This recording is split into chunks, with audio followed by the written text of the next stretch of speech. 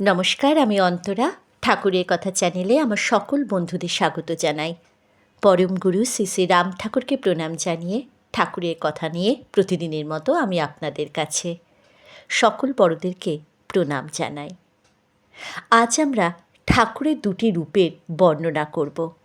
ঠাকুরকে আমরা দুটি নামে জানি, কৈবল্যনাথ, সত্যনারায়ণ। ঠাকুরের দুটি নাম কেন? বুঝি বা না বুঝি, নিশ্চয়ই ওই নাম দুটির বিশেষ মাহাত্ম্য বৈশিষ্ট্য আছে।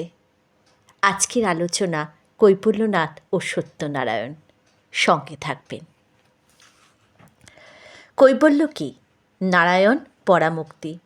কৈবল্যনাথই কৈবল্যস্বরূপ, যেখানে ভক্ত ভক্তি ভগবান মিলে এক হয়। আপেক্ষিক এক বা দ্বিতীয়াদি থাকে না। সব কিছু যেখানে স্ব বৈশিষ্ট্য হারিয়ে তাহাতে লীন হয়। কৈবল্যম শাশ্বত শান্তং বোমাতীতম নিরঞ্জনম। বৈষ্ণবগণ বলেন, অদ্বয় জ্ঞানতত্ত্ব ব্রজেন্দ্র নন্দন। কৈবল্যই সর্বধর্মের লক্ষ্য তাৎপর্য। শুধু তাই নয়, ইহাই সর্বধর্ম সমন্বয়ের মূল সূত্র। কারণ কৈবল্য স্বরূপই সকল ধর্ম, সকল মত, সকল পথ, সর্ববিরোধ পরিত্যাগ করে সার্থক একরূপতা ও পরিপূর্ণতা প্রাপ্ত হয়। শ্রী শ্রী ঠাকুরের প্রাণ রাজ্য হতে উত্থিত সত্য সংকল্পই বিভূতিস্বরূপ কৈবল্যনাথ রূপে প্রাত্যপ্রকাশ করেছে। প্রসঙ্গত শ্রী শ্রী ঠাকুরের অঙ্গীকার স্মরণীয়, এই ধামেই সর্বধর্ম সমন্বয় হইবে। কৈবল্য স্বরূপের নির্বিষয়, সুতরাং উহা পূজা, উপাসনা, ধ্যান, ধারণা বা সমাধির বিষয় হতে পারে না। বস্তুত বিষয় বিষয় সম্বন্ধই সেখানে থাকে না। শাস্ত্রমতেও গুণাতীত ব্রহ্মের উপাসনা হয় না, সগুণ ব্রহ্মেরই উপাসনা হয়। সাধকের হিতের জন্যই তিনি গুণাতীত হয়ে গুণময় রূপে লীলা করেন, অবতার গ্রহণ করেন। ভক্ত প্রদত্ত অতি কিঞ্চিৎকর একটু ফল ও জল গ্রহণের জন্য শালগ্রাম শিলা হয়েও যে তিনি হস্ত প্রসারণ করেন, ভক্ত জীবনে তার দৃষ্টান্তের অভাব নেই। শ্রী শ্রী ঠাকুরের লীলা মাধুর্যের অন্ত কোথায়? ফটোতে কদলী খান অপূর্ব বার্তা, সত্যপী রূপে লীলা কিবা মধুরতা। জীব উদ্ধারের জন্য, ভক্তগণের মনস্কামনা পূরণের জন্যই শ্রী শ্রী ঠাকুরের চিৎক্ষণ মূর্তি কৈবল্যনাথ রূপে লীলা। কৈবল্যস্বরূপ ঠাকুর অনির্বচনীয়, অদর্শনীয়, অপ্রাপণীয় হয়েও লীলাতে কৈবল্যনাথ রূপেই তিনি হন বচনীয়, দর্শনীয়, প্রাপণীয়। গুণাতীত থেকেই গুণময়। কৈবল্যনাথ হলেও কৈবল্যস্বরূপ। কৈবল্য প্রদানে কৈবল্যনাথ দর্শন ভেদে বস্তুভেদ হয় না। কৈবল্যনাথই কৈবল্য ভাণ্ডারী। কৈবল্যই কৈবল্য দান করে। তিনি দাতা, তিনি দেয়। আলোকস্বরূপ বস্তু সূর্য আলোক প্রদান করলে কি বস্তু দুই হয়, অথবা অন্য বস্তু প্রদান করা হয়? একই কত আধার আধেয় ভেদে দর্শনে বাস্তব ভেদ উৎপন্ন হয় না। বৃক্ষে ফল আছে, দর্শনে কি বৃক্ষে একত্ব ভঙ্গ হয়? সহস্র শীর্ষ পুরুষ কি সহস্র জন, না একই জন? মূলরূপে এক থেকে কি শ্রী শ্রী ঠাকুরকে একই সময় নানা জায়গায় উপস্থিত হতে দেখা যায়নি? তাতে কি তার একত্বে হ্রাস বৃদ্ধি হয়েছে? বৈকুণ্ঠে থেকেই বিষ্ণু অবতার গ্রহণ করে, তাতে বৈকুণ্ঠ বিষ্ণু শূন্য হয় না। তাই কৈবল্যনাথ কৈবল্যস্বরূপ, অবিভক্তং বিভেক্তসু। দর্শনের বিভাগে বস্তু বিভক্ত হয় না। দর্শন ভেদেই তিনি কৈবল্যনাথ ও সত্যনারায়ণ। এই দর্শনের নাম লীলা। অনন্ত রূপে আত্মদর্শন। তার দর্শনে কর্তৃত্বের অবকাশ নেই। স্বাভাবিকই জ্ঞান, বল, ক্রিয়াচ শ্রুতি। সূর্যের স্বতঃস্ফূর্ত প্রয়াসহীন আলোক প্রদান বলে কি আমাদের আলোক প্রাপ্তিতে কোনো ব্যাঘাত ঘটে? অকর্তা কর্তা।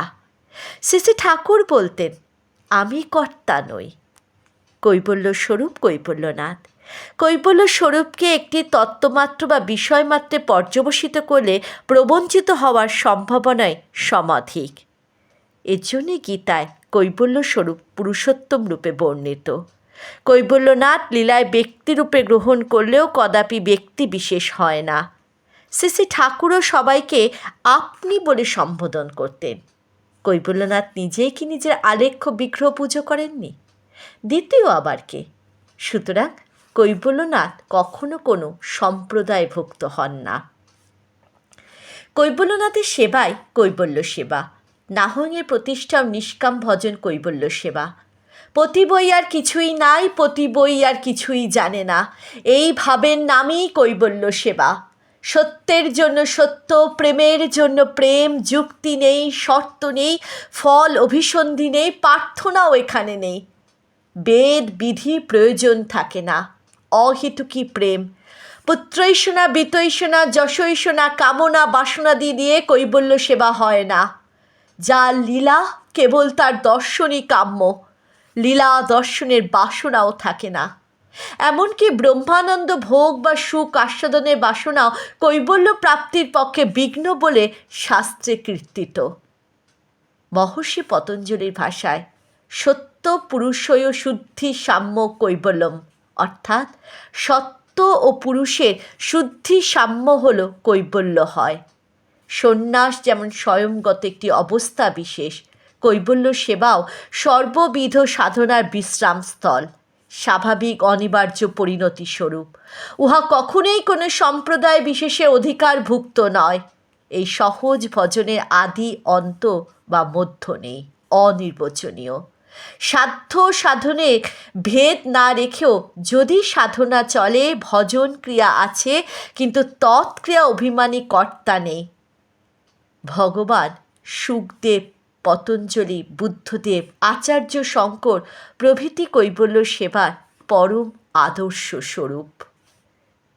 আমরা কলি প্রপরিত কনিষ্ঠ অধিকারীর দল। সম, দম, তিতিক্ষা, মুমুক্ষাদি সম্পদ আমাদের নেই। বাসনার কঠিন পর্দায় আমাদের দৃষ্টিশক্তি ব্যাহত। কামনা বাসনায় আমরা জর্জরিত। কে আমাদের আশ্রয় দিবে, শক্তি দিবে, ভরসা দিবে, সান্ত্বনা দিবে? এজন্যই ঠাকুর নিরাশ্রয় আশ্রয় রূপে, নিরুপায় উপায় রূপে, সর্ব অভীষ্ট পূরণকারী, সর্বশক্তিমান, সর্বসিদ্ধিদাতা শ্রী শ্রী সত্যনারায়ণ রূপে অবতীর্ণ হলেন। আমাদের মতো পতিতদের উদ্ধারের জন্য তিনি কুঞ্জবাবুর আর্ল স্ট্রিট ভবনে সত্যনারায়ণ সংক্রান্ত লীলা প্রকাশ করে সত্যনারায়ণ ব্রত পূজার প্রচারণ করেছিলেন। পাঁচালীতে তাই দেখা যায়। দুর্গমে বিষম ঘোরে শত্রুনা পরিপীড়িতে নিস্তারেষু সর্বেষু তথা নিস্তাভয়েষু চ, এবং অন্যত্র সিন্নি দিয়ে শুদ্ধভাবে পুজিলে বাঞ্ছিত লভে, পুত্র দ্বারা অর্থ ঘোড়া দোলা, এবং এক মনে অল্প ধনে যে তোমারে সিন্নি মানে, হাসিলে করহ তার কাম, ইত্যাদি। আপামর জনসাধারণে অধিকারী নির্বিশেষে সত্যনারায়ণ সেবার অধিকার আছে। নারায়ণ নরের অয়ন বা আশ্রয় অর্থাৎ প্রাণ। সৎ, চিত ও আনন্দ একই বস্তু। স্থূল সূক্ষ্মাদি জ্ঞেয় বস্তুতে তিনি অস্থি বা সৎরূপে ব্যক্ত, দ্রষ্টা বা জ্ঞাতায় চিত্রূপে প্রাণরূপে ব্যক্ত। বাহিরের সৎরূপ ও মানুষের অন্তরের চিত্রূপ, এই উভয়ের অদ্বৈত মিলনের পরমানন্দ। ইনি সত্যনারায়ণ। প্রাণরূপে তিনি সর্বদাই সকলের নিকটে থাকেন। সুখে দুঃখে, বিপদে আপদে, স্বর্গে নরকে কোনো অবস্থাতেই আমাদের ত্যাগ করেন না। অত্যন্ত গহিত পাপকর্ম করার সময়ও তিনি কিন্তু আমাদের হৃদয় হতে নেমে দাঁড়ান না। ইনি আমাদের নিত্য অচ্যুত সারথি। সদুচার ব্যক্তির সত্যনারায়ণ সেবার অধিকার আছে। সত্যনারায়ণ পূজার ভোগ ও অপবর্গ, ধর্ম, অর্থ, কাম ও মোক্ষ চতুর্ভোগ ফল লাভ হয়। কামনা বাসনা প্রার্থনাদি দিয়ে সত্যনারায়ণ পূজার বাধা নেই। পূজা যতদিন সকাম ততদিন বেদবিধি প্রয়োজন থাকে। যেমন বিশিষ্ট ফল লাভের জন্য বেদের যজ্ঞবিধি অবলম্বনীয়। সত্যনারায়ণ পুজোয় তাই ব্রতপাঠ, বেদী নির্মাণ, মোকাম সাজানো, সংকল্পাদি যথাশক্তি দক্ষিণা সহযোগে পূজার বিধান দৃষ্ট হয়। তারই কৃপায় সকাম পূজা অকামে উন্নীত হলে আর বেদ বিধির প্রয়োজন থাকে না। দয়ার্থী সদাই সেবে সত্যের চরণ পাচারে। জয় রাম, জয় গোবিন্দ।